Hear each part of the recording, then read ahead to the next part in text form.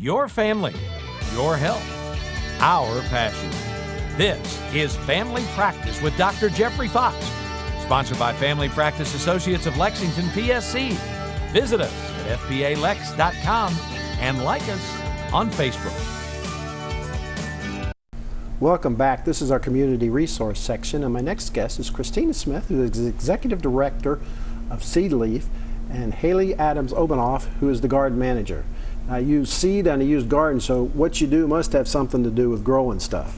Christine, tell me what Seedleaf is. Yeah, so we are a 16-year-old community gardening organization here in Lexington. We started in order to address issues around food insecurity and lack of access to nutrient-dense foods. And since 2007, we've expanded now to 10 community garden spaces and 2 farm spaces that cover 32 acres. Well, now, Haley, she mentioned garden, and you're the garden manager. So when you say community garden, what do you mean? Just tell us about that. Yeah, so we have 10 free you-pick gardens, and what that means is anyone can come in at any time and pick from the gardens. We want to improve food access with these gardens. So who plants them, and how do you get the locations, and how do you do what you do? That's a good question. So it relies really, we have a small staff. We're 6 in number, and so we need a large core of volunteers to come out and help. So we work with church groups, schools, neighbors, all to keep these gardens up and running. So it really is a community garden in the sense that all hands are coming together to make sure that these are available for folks to be able to pick from. Now, when you say garden, what kind of stuff do you do, and how does somebody access it and figure out what they need or can get? Yeah, they can access our website, seedleaf.org, and they'll find a map there with the 10 locations for the you-pick gardens. They can come in any day of the week with the exception of one of our gardens that's on a historic site, and it's open on Monday mornings and Thursday evenings. And they can harvest right now a lot of spring vegetables, so like kale, collards, cabbages, those kind of foods are coming in, and then soon it'll be like tomatoes, cucumbers, more summer crops. Okay. Christine, anybody who do you serve?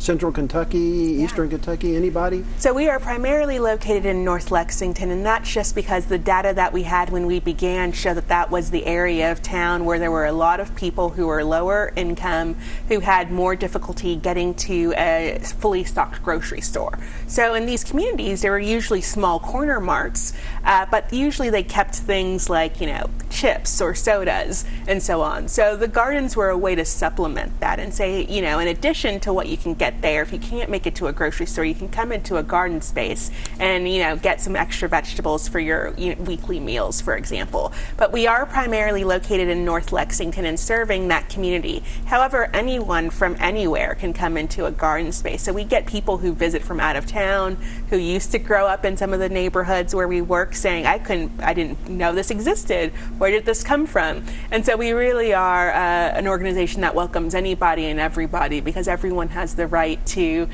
nutritious, good-tasting food. And you mentioned volunteers, because it takes a lot of people to run 10 gardens, I think. So if people want to volunteer, and I'm assuming you probably take money or donations, how can they do that? Yes. So thank you for mentioning money and donations. We always take those as a nonprofit. But to volunteer, we offer those opportunities, as Haley said, throughout the week. If you want to be active, they would go to seedleaf.org and go to our volunteer page, and you can say more. Yes, seedleaf.org/volunteer, and the weekly schedule is Monday, Tuesday, Thursday, and Saturday. Right now, it runs from March through October. And what would a volunteer do? So anything they're physically able to do. We have all sorts of different tasks. It could be something more sedentary, like helping us in the greenhouse, plant seeds, water. It could be something more physically exerting, more like wheelbarrowing mulch and more of those harder tasks in the garden. And Christine, if they want to give money, how do they do that? Yeah, so you would just go to our website, www.seedleaf.org, and then you go to the Donate tab, and we have options there. If you want to do a one-time gift, that's great. If you want to become a member of our perennial club, these are monthly donors. That all helps us to continue to do this work. So it's seedleaf.org, and you're going to click on that Donate button, and it helps us do a lot. And you also take in-kind donations? We sure do. So right now we have a shortage of yard rakes.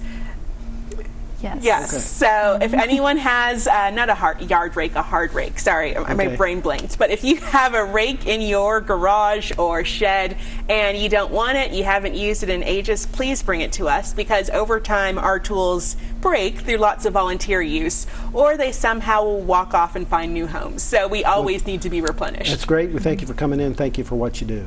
Thank you. Thank you. We thank you all for watching. If you'd like to watch this episode again, you can access it and that and other episodes through the Family Practice Associates YouTube channel website. Again, thanks for watching. Join us next month for more great healthcare information on family practice.